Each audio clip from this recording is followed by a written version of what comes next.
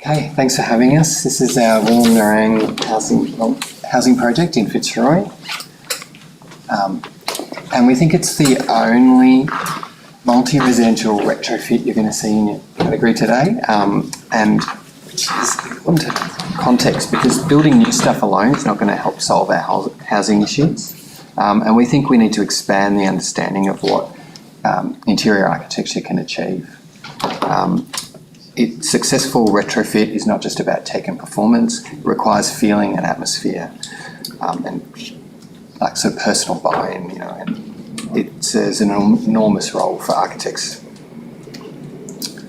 The name came from the Wurundjeri Land Council, meaning a place of reflection or thought.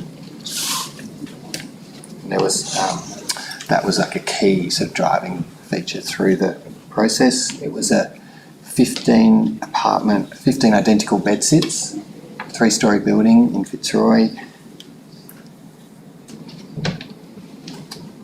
And we looked at transforming it to make it sustainable, comfortable, and have reduced costs for tenants. Make better use of some of these spaces. It had to be a fast model that didn't require town planning, which meant most of the work happened inside. Key targets for the project were debated and agreed. And this is sort of an example of like one of the early design moves was designing the team.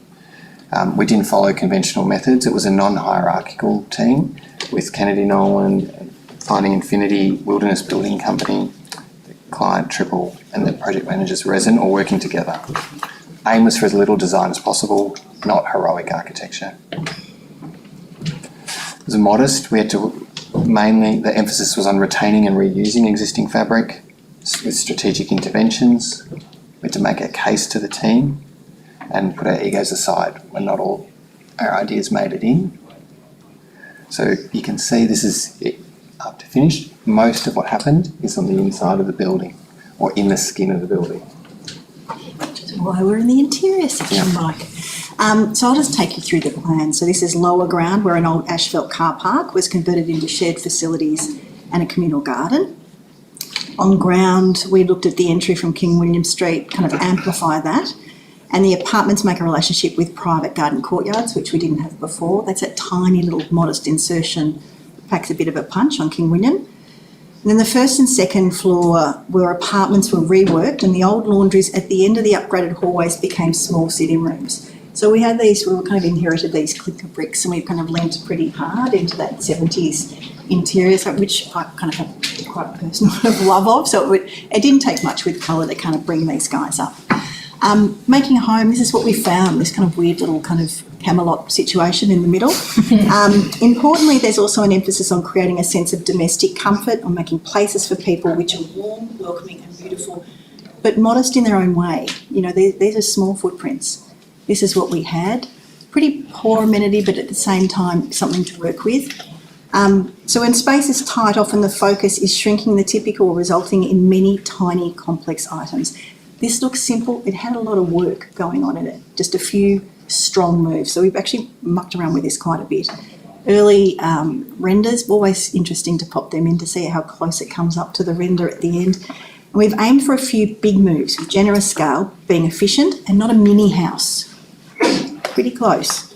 We've thought carefully about household storage, working in a small but deep kitchen, something we've explored in practice before, and potential furniture layouts of future residents.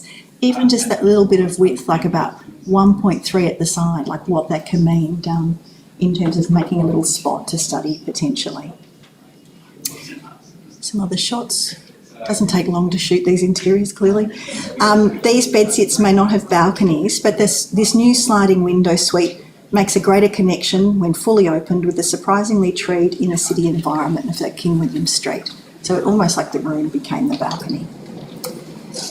Accepting imperfection is something we had to really lean into on this one. We had a pretty finite pot of money, which we all discussed what we spent. So given the objectives and financial constraints, sometimes we just had to embrace the least ugly option. So those little tiles were the end of a run, they're all going to go in a bin, and we kind of absorb them into it, and they're fine. Yeah? fine, what a word. Housing and community. The car park and Undercroft were perfectly located on the north of the block. It wasn't going to take many moves to make this a better spot.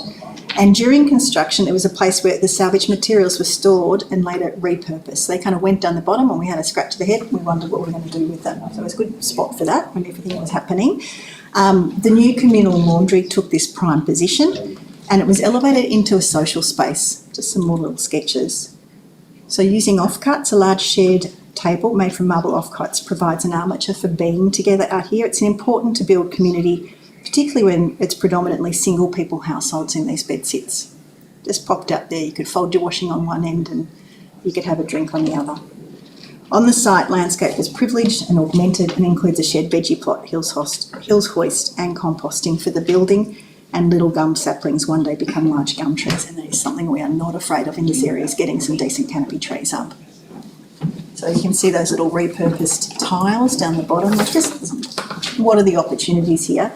I reckon this is an interesting one in interiors too, harnessing architecture to get the word out. So this may be obvious, but it's where this pilot project finds a platform to spread the word. If you make something visually compelling, people tend to pay attention. And I think the interiors of this project have really actually drawn a lot of attention and allowed people to kind of inquire about the project further. It reaches a lot. I think sometimes this is a bit of an aggravating thing to architects, that the interior world which we straddle has such kind of power and reach, but and that's why I've put it in there today, that those little interiors or a sense of being home actually can drag the rest of the story with it and really elevate this project. So it's an exemplar or something for other people to follow, which Ross is going to close on what that means.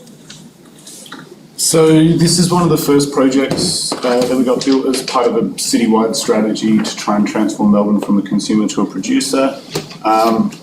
To be simple about it, there's about 1.2 million homes in Greater Melbourne right now. We decided to start by retrofitting one, basically. So we found through the strategy that of $100 billion transformation, about 55 billion is in retrofit, and not enough's happening in the space.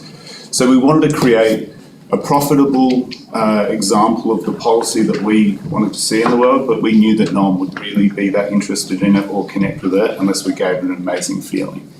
And so I like to explain it as the sum total of a bunch of boring things to make this thing happen. And a lot of the budget went into environmental upgrades, and it really didn't leave a lot left for the interiors or, the rest of the project.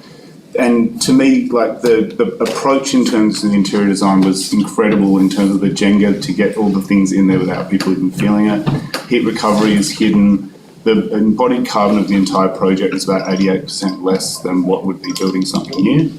And I'll kind of probably wrap it up there. But to me, in closing, I do a lot of work on sort of technical financial analysis of stuff, and a lot of stuff gets ignored and no one really cares about it. To me, as Rachel mentioned, like the design of this project has really elevated it to something that people care about. And to me, that's what's so important about this connection between technology and culture and bringing engineering and design together. Is we need more of this stuff across the city, and I think this is like an amazing first step. Mm-hmm.